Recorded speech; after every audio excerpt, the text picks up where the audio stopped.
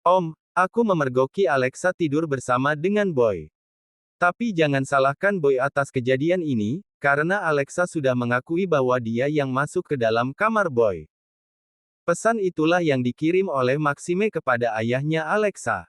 Betapa terkejutnya Edwin ketika dia membaca pesan tersebut.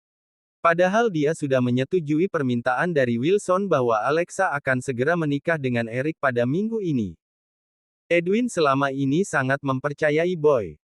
Tapi tak pernah terpikirkan olehnya akan menikahkan Alexa dengan pria itu, mengingat Boy hanyalah seorang asisten. Apalagi Boy adalah anak yang berasal dari panti asuhan. Tidak jelas asal-usulnya. Sedangkan Eric, sudah sangat jelas Eric berasal dari keluarga terpandang. Dia adalah calon pewaris dari perusahaan Alexander.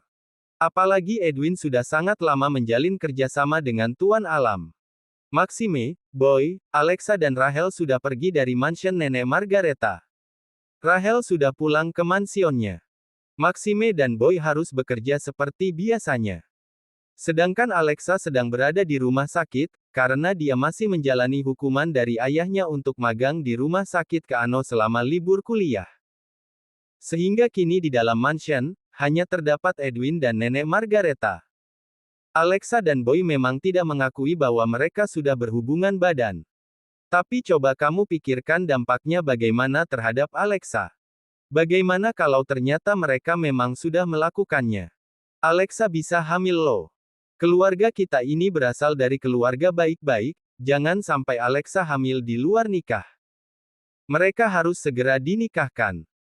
Rupanya setelah sekian lama berpikir, Nenek Margareta lebih memilih menyetujui pendapat dari Maxime bahwa Alexa dan Boy harus segera dinikahkan, karena takut Alexa akan hamil akibat peristiwa semalam.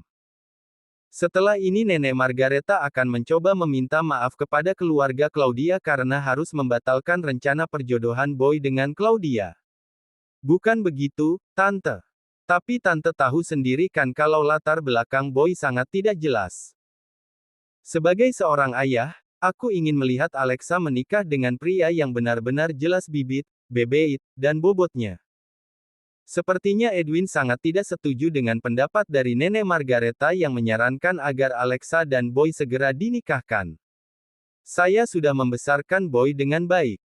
Dan saya sudah menganggap Alexa seperti cucu saya sendiri.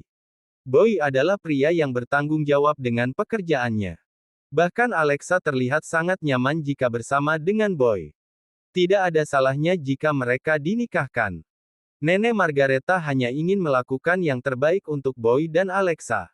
Tapi bagaimana kalau mereka tidak melakukannya? Tanya Edwin kepada Nenek Margareta. Baguslah kalau mereka tidak melakukannya. Itu yang saya harapkan. Tapi bagaimana kalau ternyata mereka sudah melakukannya tapi mereka gak mau ngaku? Apa harus nunggu Alexa hamil dulu untuk membuktikannya? Itu artinya kamu ingin mempertaruhkan kehormatan nama baik keluarga kita, Edwin. Bagi Nenek Margareta nama baik keluarga adalah nomor satu. Edwin pun menghela nafas dengan panjang. Pria itu terlihat sangat kebingungan. Bagaimana kalau ucapan Nenek Margareta benar bahwa ternyata Boy dan Alexa sudah melakukannya, tapi mereka enggan untuk mengaku? Dan bagaimana kalau dari hasil kejadian semalam membuat Alexa hamil anak Boy? Padahal Edwin sangat berharap Alexa akan menikah dengan pria yang sepadan dengannya. Boy memang selama ini telah menjadi seorang asisten yang tidak diragukan lagi dengan pekerjaannya, tapi bukan Boy yang diharapkan akan menjadi menantunya. Untuk pertama kalinya Boy terlihat sangat gelisah, sehingga membuatnya tidak fokus dengan pekerjaan yang dia lakukan. Rasanya seperti mimpi buruk ketika dia baru bangun pagi. Tiba-tiba dia mendapati Alexa yang sedang memeluknya, kemudian dia dan Alexa tiba-tiba digerebek oleh Maxime dan Rahel, seakan-akan mereka telah berbuat mesum.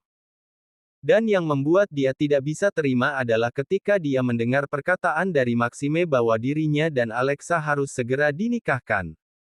Dengan alasan ditakutkan Alexa keburu hamil, tidak ingin mencoreng nama baik keluarga. Jangan sampai hal itu terjadi. Boy tidak bisa membayangkan jika dia tinggal bersama dengan gadis seperti Alexa. Gadis itu selalu mengganggu ketenangannya. Tidak, tidak. Jangan sampai aku menikah dengan dia. Boy berkata dengan pelan. Saat ini Boy sedang berada di dalam mobilnya. Dia baru saja meminum obat sakit kepala, gara-gara ulah Alexa. Gadis itu selalu membuat kepalanya pusing. Dia semakin pusing dengan ulah bosnya yang sedang menghadapi istrinya yang lagi ngidam. Boy, tolong carikan buah markisa yang tidak ada bijinya untuk Rahel. Boy, Rahel ingin kelapa muda. Tapi katanya ingin kamu yang manjat. Harus dadakan dari pohonnya. Boy, Rahel ingin ini. Boy, Rahel ingin itu. Dikarenakan Boy sudah menyelesaikan semua tugasnya pada hari ini, dalam urusan pekerjaan kantor maupun menghadapi istri bosnya yang lagi ngidam. Kini Boy memiliki waktu untuk beristirahat. Boy tidak boleh menyia-nyiakan waktu yang ada. Bagi dia waktu adalah emas, sehingga dia bergegas menyetir mobilnya menuju rumah sakit ke Ano. Boy ingin meminta Alexa untuk melakukan pemeriksaan ginekologis, agar diketahui Alexa perawan atau tidak. Dengan cara seperti itu adalah satu-satunya cara untuk menyelamatkan hidup Boy. Bagi dia menikah dengan Alexa adalah sebuah musibah. Berbeda dengan Alexa, sebenarnya bagi Alexa menikah dengan Boy adalah berkah untuknya. Sudah lama dia memendam perasaan terhadap Boy. Padahal Alexa selalu menunjukkan rasa ketertarikannya terhadap Boy. Tapi pria itu sama sekali tidak peka. Apakah aku harus memanfaatkan momen ini untuk hidup bersama dengan kamu, domba? Tanya Alexa kepada boneka Son the Sheep yang berada di dalam genggamannya. Saat ini dia sedang berada di halaman belakang rumah sakit. Sebagai mahasiswa yang sedang magang hari-harinya cukup melelahkan, dia harus membantu proses pendaftaran pasien, melakukan anamnesis terhadap pasien, membantu perawat melakukan tindakan keperawatan terhadap pasien, dan membantu penyusunan berkas akreditasi rumah sakit. Tapi mungkin karena dia memang ingin sekali menjadi dokter, sehingga dia sama sekali tidak mempedulikan rasa lelahnya itu.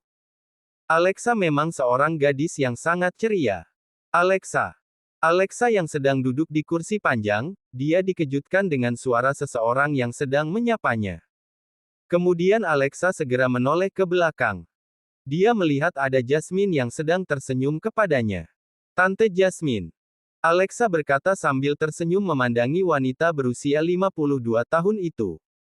Hari ini memang jadwal Jasmine melakukan check-up ke rumah sakit.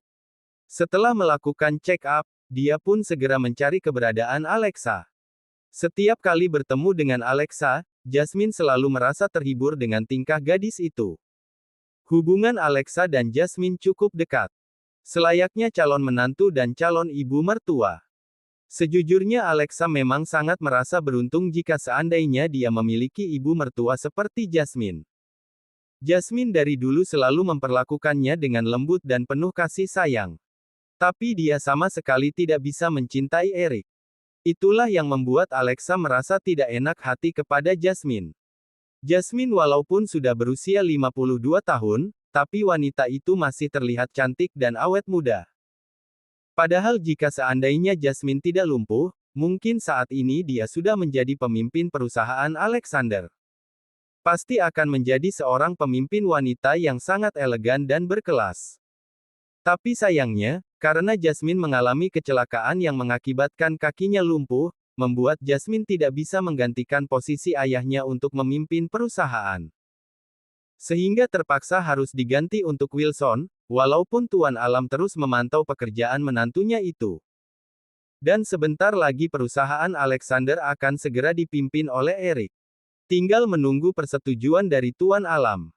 Sepertinya sampai kini Tuan Alam masih belum menyerah untuk terus mencari keberadaan cucu kandungnya.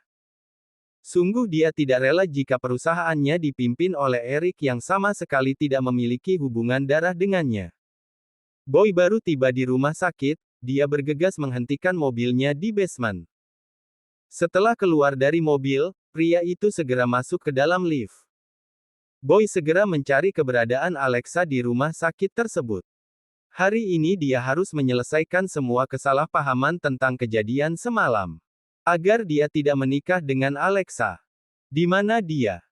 Pokoknya jangan sampai aku menikah dengannya, gumam Boy sambil bergidik ngeri, membayangkan bagaimana hari-hari yang dia lewati bersama dengan gadis barbar seperti Alexa. Namun, Boy tiba-tiba menghentikan langkahnya ketika baru memasuki area halaman belakang rumah sakit. Dia melihat Alexa sedang berbicara dengan seorang wanita yang tengah duduk di kursi roda.